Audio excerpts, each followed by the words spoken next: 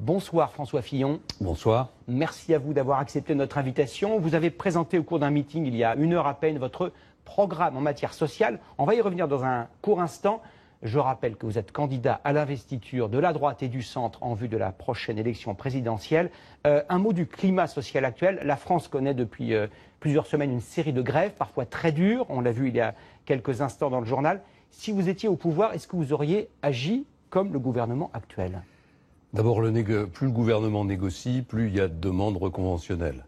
On a connu des inondations extrêmement graves, vous en avez fait le récit. On a une menace en matière terroriste qui n'a jamais été aussi élevée, et on a l'euro qui commence vendredi.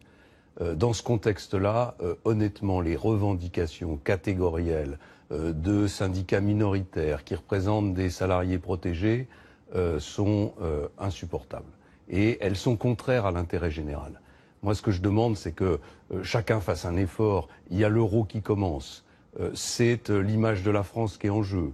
Donc, d'une certaine façon, c'est aussi notre avenir et notre croissance. Je vois que les pilotes d'Air France menacent de faire grève au milieu de l'euro. Franchement, c'est minable.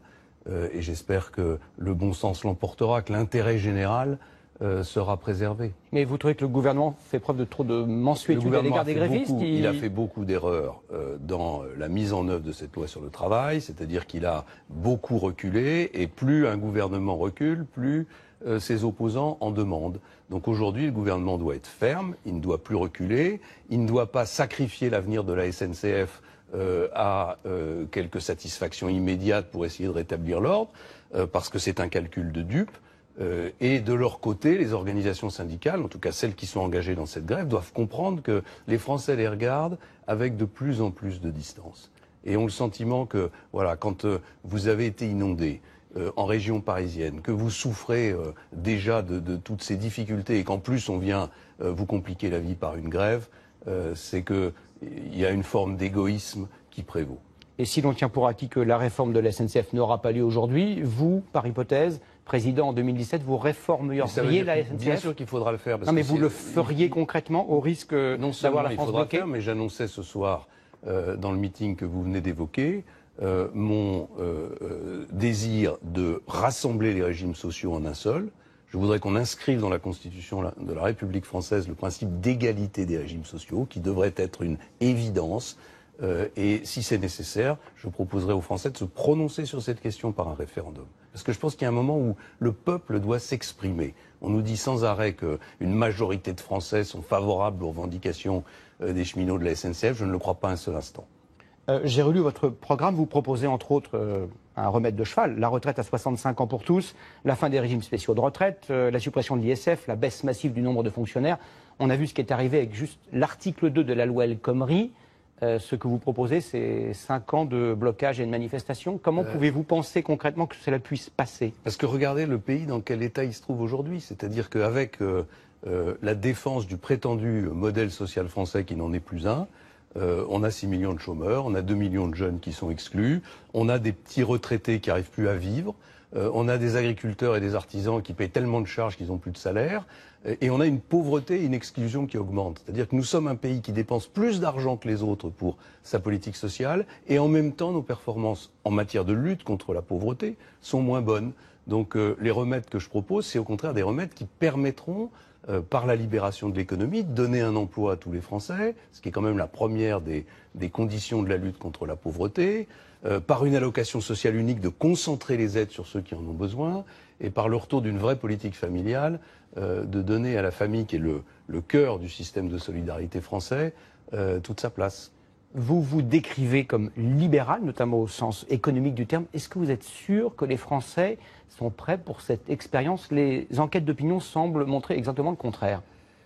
Ça dépend de quoi on parle. Je ne suis pas un idéologue. Moi, je suis ce qu'on évoquait, la retraite à 65 ans pour tous. Mais c'est juste du bon sens. Voilà, c'est du bon sens. On vit 10 ans de plus qu'il y a 20 ans et ça va continuer. Non, mais sur le mot, sur le concept, sur la philosophie du libéralisme. Le concept, c'est pas. Moi, je ne suis pas un idéologue. Je suis un pragmatique. Je suis un paysan sartois qui raisonne avec ce que j'appelle le bon sens.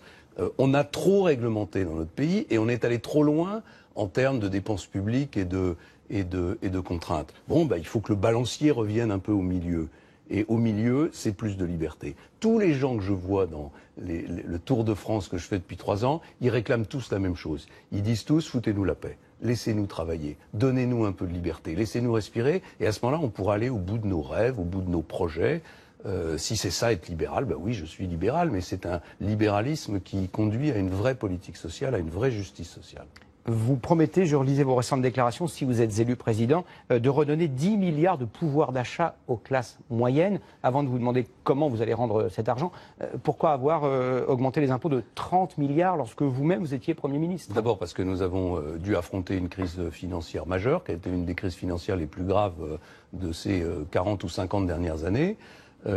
Et ensuite parce que je n'étais pas président de la République et que j'ai mis en œuvre avec le président de la République un projet pour lequel les Français s'étaient prononcés en 2007. Et je pense que c'est très important de respecter les contrats démocratiques. Aujourd'hui, moi, je propose un autre contrat démocratique aux Français avec une baisse de la dépense publique qui, je le reconnais, est importante, mais qui est indispensable dans un pays qui, aujourd'hui, est totalement sous perfusion de ses débiteurs internationaux. Et je propose que les charges sociales qui pèsent sur les classes moyennes, ce qui est pris sur le salaire des personnes qui travaillent, soit réduit de 10 milliards pour redonner du pouvoir d'achat à des Français qui sont en train progressivement de glisser de la classe moyenne vers la pauvreté. Juste un dernier point de politique qui concerne votre famille politique. On sent bien que Nicolas Sarkozy ne va pas tarder à se présenter officiellement à la candidature, à la primaire. Est-ce que vous lui demanderez, le jour où il le fera, peut-être très bientôt, de démissionner immédiatement de son poste de président de votre parti? Est-ce que vous pensez qu'il va être candidat à la primaire? C'est un scoop que vous nous annoncez. Absolument pas. Qu'en pensez-vous vous-même? Vous pensiez il y a quelque temps que c'était peu probable. Il n'y a aucune surprise. C'est un secret de polichinelle. Les statuts de notre formation politique prévoient que quand il annonce sa candidature, il doit quitter la présidence du parti. Donc c'est son choix, c'est lui qui maîtrise le calendrier. Il est face à sa conscience. Moi, ce que je vous dis simplement, c'est que je mène ma campagne en pleine transparence, sans toucher un sou de mon parti, de ma formation politique, avec les dons que m'apportent les Français. C'est ce qui me fait peut-être ma force et mon indépendance.